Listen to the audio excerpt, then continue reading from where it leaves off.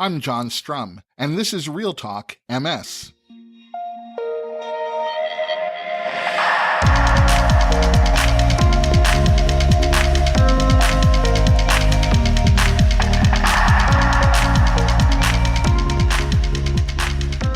It's September 18th, and we have a lot to talk about. I spent this past weekend attending the iConquer MS Leadership Summit in Boston. Now, iConquer MS is a people-powered research network. It's one of the foundational projects of the Accelerated Cure Project, and last March, I spoke with Dr. Robert McBurney, the CEO of the Accelerated Cure Project, and David Gwynne, who heads up their alliances and collaborations. We're going to revisit that conversation in just a few moments, but before we get to Robert McBurney and David Gwynne, there are a few other things that you should know about.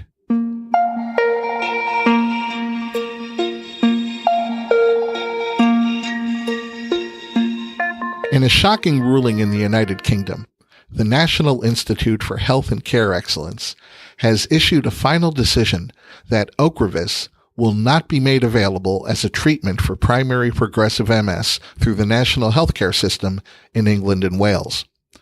Now, Ocrevus is the only medication that's been approved for treating primary progressive MS in the United States and throughout the European Union.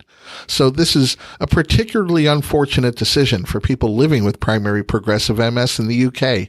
And ironically enough, back in June, this same organization, the National Institute for Health and Care Excellence, approved Ocrevus for treating relapsing remitting MS in the UK. Well, the issue is price. And you might be wondering how the price of Ocrevus was acceptable for treating relapsing remitting MS, but not primary progressive MS. So stay with me for this bit of bureaucratic math.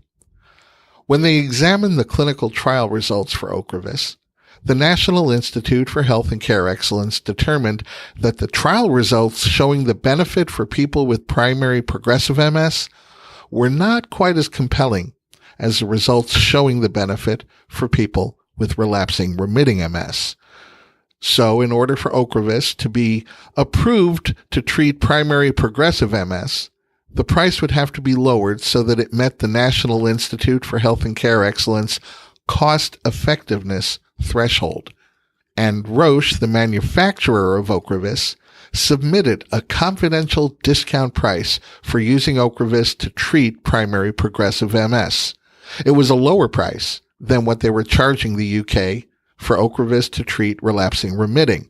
But the National Institute for Health and Care Excellence wasn't permitted to even consider this lower price, since they had already agreed to pay a set price for Ocrevus to treat relapsing remitting MS. So, to sum up, the National Institute for Health and Care Excellence decided to withhold approval to treat primary progressive MS in the UK with Ocrevus because the price was too high.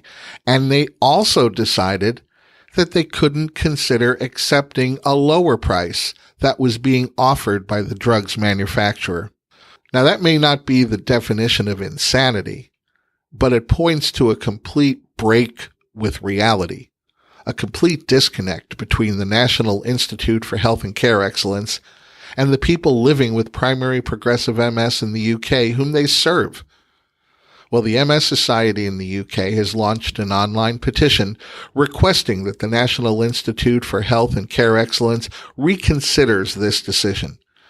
And if you're listening to the podcast in the UK and you'd like to add your name to that petition, I'll include a link in today's show notes.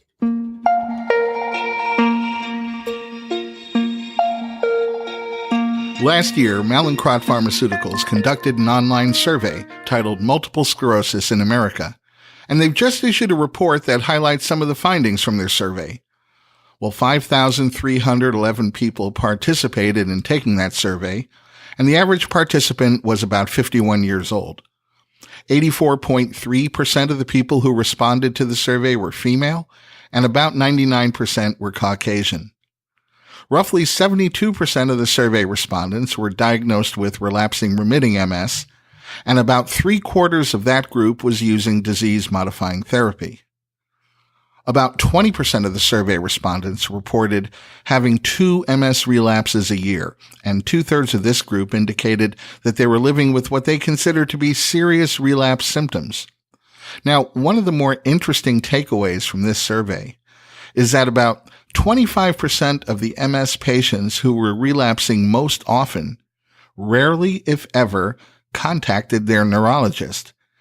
And the reasons given most often for this failure to contact their healthcare provider was that they didn't find their healthcare provider to be helpful, and they didn't believe that their disease-modifying therapy, their MS prescription medication, was working.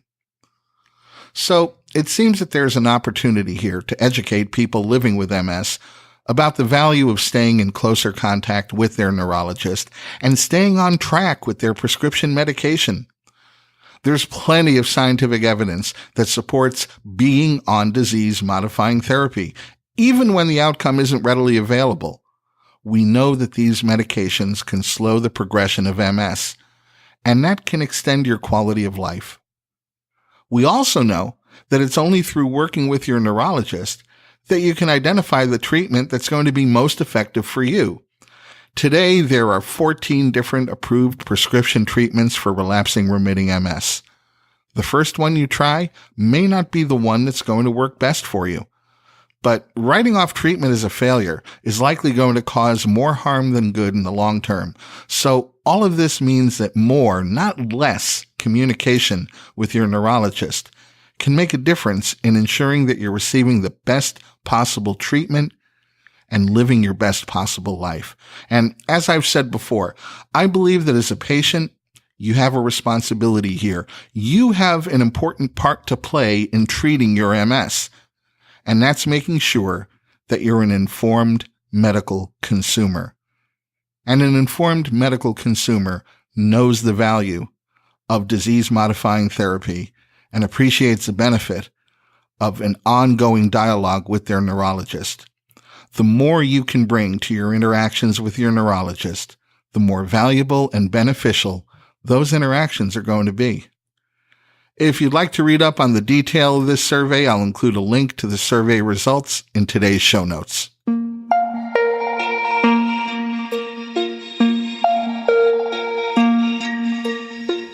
Can Do MS, in collaboration with the National MS Society here in the U.S.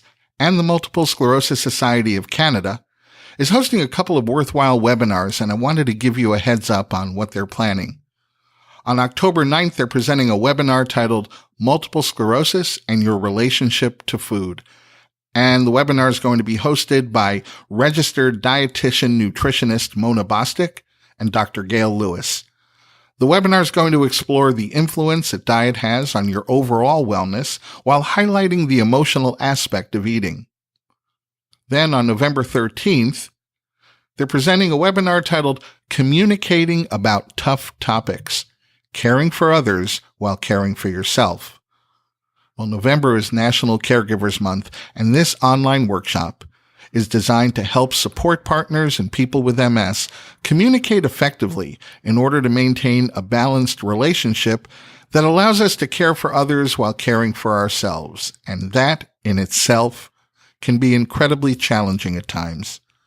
The webinar is going to feature a clinical psychologist and a couple living with MS, and the discussion will include specific strategies for communicating effectively about changing family roles, coping with mood issues, cognitive changes, and other troublesome MS symptoms, requesting and receiving help, and retaining and adapting shared interests.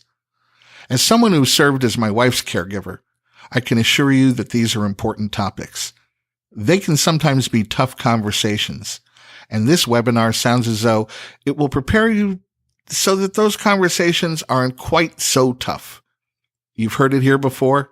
Knowledge is power. If you're interested in finding out more or registering for one or both of these webinars, I'll include a link in the show notes.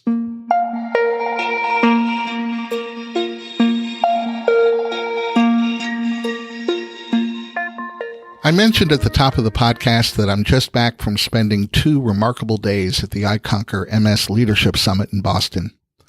Now, iConquer MS is a people-powered research network that gives you an opportunity to be a part of MS research, but in a new and incredibly empowering way. Instead of just asking people with MS to provide data, iConquer MS is driven by people living with MS, and it really serves as a bridge between people living with MS and the research community. That means that you not only get to contribute information, but you can suggest research topics that matter to you. It means that you'll receive updates on what researchers are learning from the patient-centered data that's being contributed to the iConquer MS community. iConquer MS represents a new paradigm of building collaborative partnerships to solve big healthcare questions and improve the quality of healthcare for everyone. And this past weekend, they brought together about 50 people from across the United States and beyond to talk about how transformational collaborations might impact every imaginable aspect of living with multiple sclerosis. The discussions were extraordinary, and staying true to their determination to put decision-making into the hands of the people who are affected by MS, every single discussion topic was created by one of the Leadership Summit attendees. There were discussions about the greater need for diversity and inclusion in the MS community, how age discrimination can keep people living with MS from receiving the disease-modifying therapy that they require, defining new ways to support and engage with caregivers, increasing patient participation through telemedicine, exploring single-payer healthcare, adjusting to the new normal of living with MS. These amazing topics led to deep discussions, which will lead to a patient-powered Next Steps committee that will determine how to best move these issues forward. It would be a complete understatement to just say that this was a high-powered, high-intensity couple of days. But thanks to the commitment of so many outstanding attendees, this Leadership Summit was so much more than a pop-up weekend event. It was a catalyst that created an agenda for change and an opportunity to move forward in important areas when it comes to how to best go about really living your best life with MS in all the ways that MS can touch your life. These are topics that I'll be watching and updating you on over the next several months. At the top of the podcast, I also mentioned that this past spring, I had a conversation with Dr. Robert McBurney, the CEO of the Accelerated Cure Project, and David Gwynne, who heads up their alliances and collaborations. In a moment, we're going to revisit that conversation.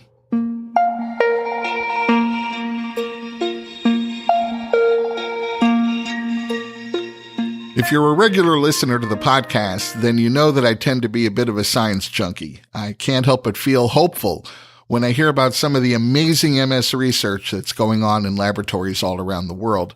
I absolutely believe that research is going to one day unravel the mystery of MS, and even before that happens, I'm pretty confident that science is going to present us with better ways to manage MS so that it becomes something we can at least live with without giving up our quality of life. Well, there's an organization that I guess you could say is based on the very premise that research is the key to improving the outlook for people with MS. That organization is the Accelerated Cure Project for Multiple Sclerosis. And today my guests are Dr. Robert McBurney, the president and CEO of the Accelerated Cure Project, and David Gwynne, who's in charge of their alliances and collaborations. And I should probably add right now that I don't think that the word collaboration has more meaning in any organization than it does at the Accelerated Cure Project for MS. Gentlemen, welcome to the podcast. Thank you very much, John. Well, Robert, I thought maybe you could explain exactly what the Accelerated Cure Project for MS is all about. Well, actually, thanks very much, John. Glad to be here with the opportunity to talk to you and be part of this podcast. Accelerated Cure Project actually is what you just introduced us as. We were founded back in 2001 by a high-tech entrepreneur in the Boston area, an engineer trained at MIT, who had been involved in the open source movement in software and hardware, and he probably hadn't thought very much about MS until the day he was diagnosed. And then he became convinced that there was an opportunity to make research go faster, very much along the principles that you mentioned at the beginning, that basically most medical advances have come out of research. And he wanted to make research go faster in multiple sclerosis, and he wanted to bring the principles of open science and sharing to the activity. And so he founded the Accelerated Cure Project not to do the research, not to fund the research, but to create assets that everybody needed and would make research go faster.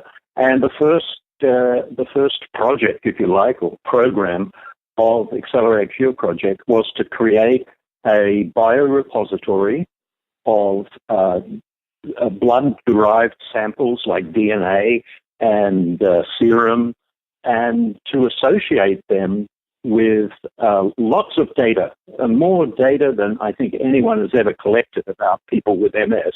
And of course, this meant that we have to interact with people with MS through different clinical sites around the United States.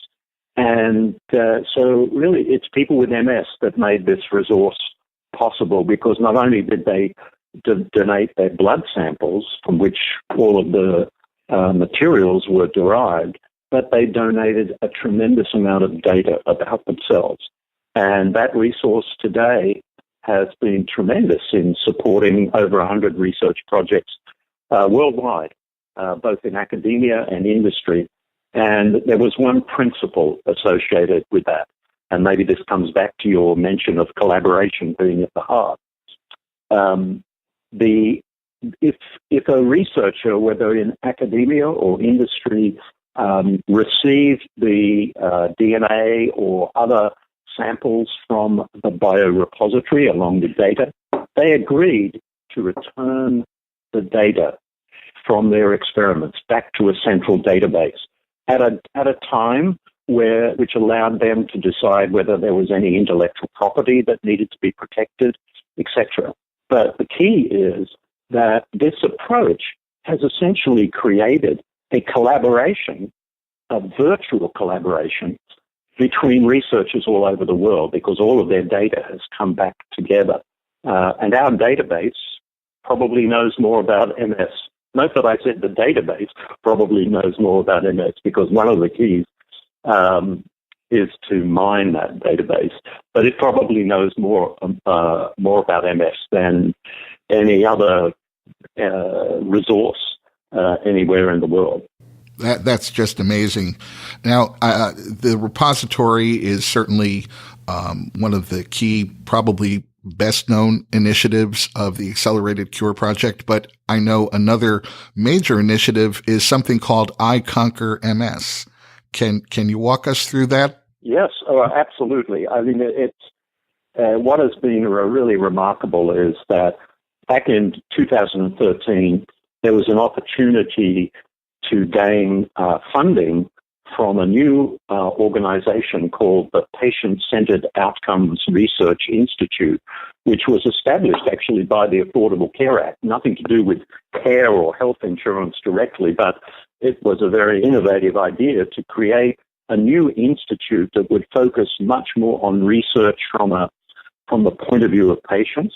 And as part of that initiative, there was an opportunity back in 2013 to apply for a contract to create what was referred to as a people-powered or patient-powered research network. And based upon our experience of building the asset, which was biosamples and data, we were successful in being awarded that contract.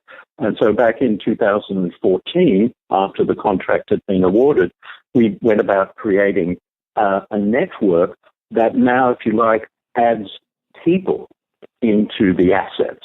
So people are available within that network. They agree to participate in research, they consent, they provide data about their symptoms, abilities, and quality of life. They also respond to ad hoc questions about particular research topics, and they're also able to suggest research topics that should be done in the network. And that network now represents about 4,400 plus people, growing every day. And if you like, it sort of completes the trifecta. The repository brings biosamples and data, and the iConquer MS initiative brings people and data all together to accelerate research in MS. And we need more research in MS. Agreed. If people who are listening to the podcast today are interested in getting involved and participating in iConquer MS, is that something they can do? Absolutely. And I'm really delighted that you're giving us the opportunity to make this known to the listeners to your podcast. You can join iConquer MS by going to a website, which is www.iconquerms, all as one word, .org, O-R-G. You can do this actually on your smartphone or on your computer or a tablet. You'll be asked to provide an email so your identity can be confirmed. You'll be sent an email that will allow you then to register and consent. And then there will be already some survey instruments that you can fill out related to your symptoms, ability, and quality of life. And also, you'll have an opportunity to suggest research topics.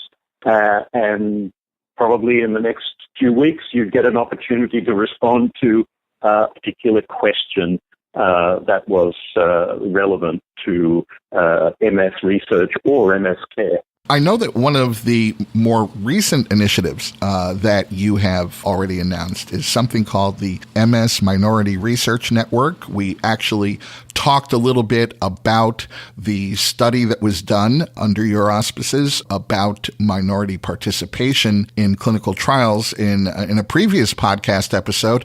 But I'm wondering if you could fill us in on what the Minority Research Network is about.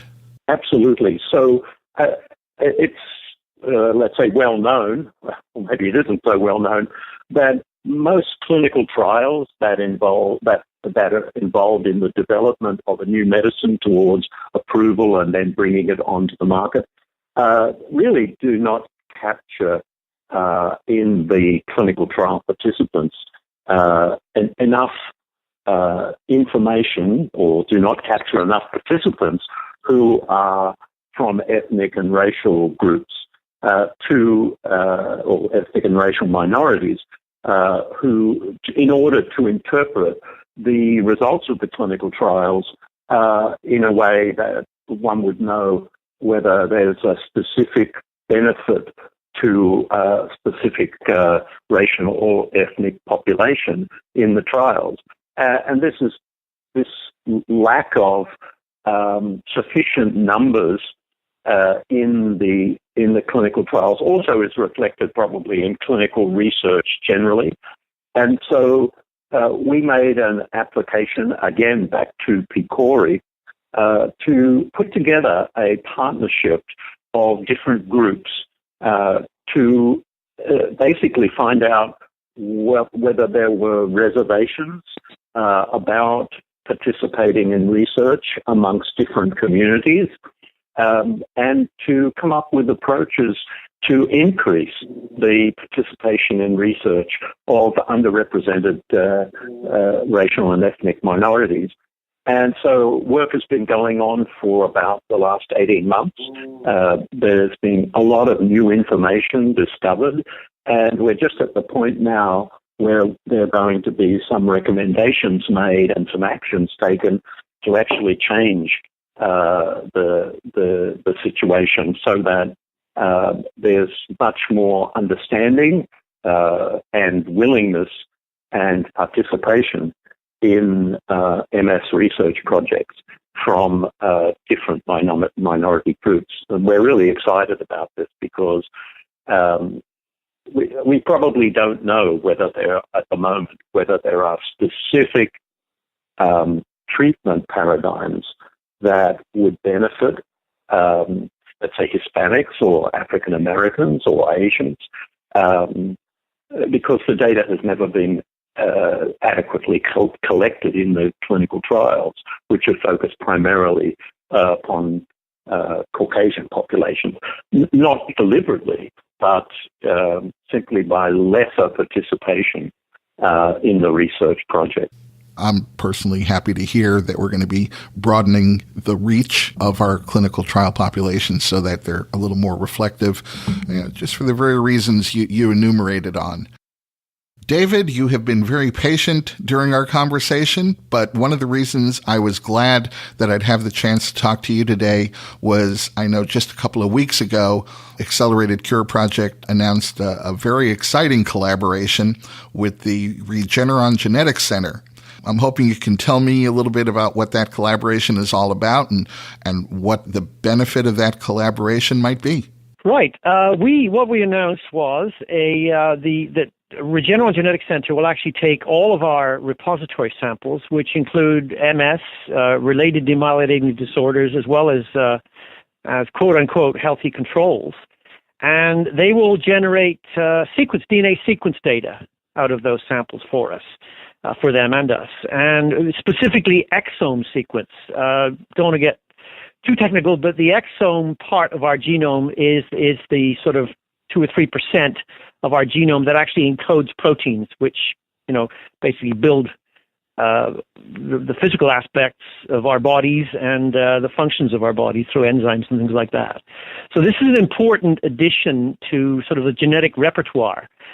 You probably recall that several years ago, actually over several years, the International Genetics MS Genetics group did what was called GWAS, which is another kind of genetic study, but sort of hits individual genes across the genome and looks at the differerences and the correlations with disease.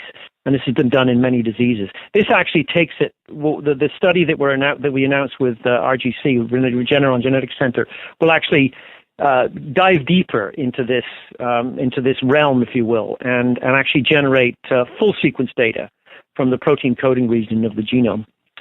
Our dream in the next step is to get complete genome sequence out of our samples, and indeed, we're sort of already sort of probing that, starting that process, and trying to see who we can collaborate with to get that done.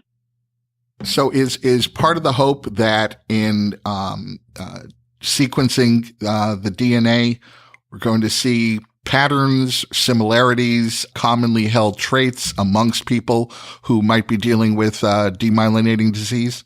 Correct. Yes. MS and the related disorders is a complex. It's called polygenic disease. There are a number of genes involved, and we don't know the full picture yet. There are some blood diseases such as hemophilia involve often a single mutation in the entire genome that elicits the disease, whereas more complex diseases such as psychiatric disorders and MS and other neurodegenerative disorders it presents a more complex picture. So as I said, the big group that did the GWAS study some years ago identified, what is it, Robert? It's over 200 now, I think. Yes. Different loci. Yes. Right. Over 200. Yeah, over 200 genes, each of which is not very strongly associated with MS. Right. So the importance of the exome is the fact that many of those so-called GWAS sites that were labeled and correlated with disease fall outside of the protein coding region. So this exome sequence data will allow us to take a much closer look at the protein coding region of the genome, and hopefully expand what we know about the relationship between genes and disease, in this case, in MS. If I could just add into that, I think that the big international MS genetics consortium activity, the information they had about the sources of the DNA were simply that people had MS. And of course, the result of that was lots of genes with weak associations with that single characteristic. If you think about what we're doing with Regeneron and think about the repository, our repository has tremendous breadth of information about the history of people before they had MS, the characteristics of their MS, and what treatments they're on, what exposures they've had to toxins, etc. And I think that this is what we refer to as deep phenotyping. And the thing that's going to be really exciting about bringing together this genomic information with deep phenotyping is I think that we might be able to find patterns that where specific subgroups of genes associate with specific characteristics of people with MS. And I think that's a tremendous hope here because, frankly, what we do know is that MS is a highly variable disease, but we don't know at the moment whether there are, nuanced subclasses of MS. We use the terms like relapsing, remitting, secondary progressive, or primary progressive, but we don't have many nuanced ways of looking at people with MS. And we also know that many people don't respond to the MS medications in a positive way. And that's the reason that there's a lot of trial, very sad and some very disappointing trial and error movement of people from one disease-modifying therapy to another. And the hope is here that by bringing together this deeper genomics with deeper phenotyping, we may be able to determine that there are a number of different subclasses of MS that are determined by genetics and interaction with the environment, and that maybe those subclasses will respond more predictably to certain medications. So I think it's a very exciting thing for our samples which have deep phenotyping associated with them to be subjected to deep genotyping as well.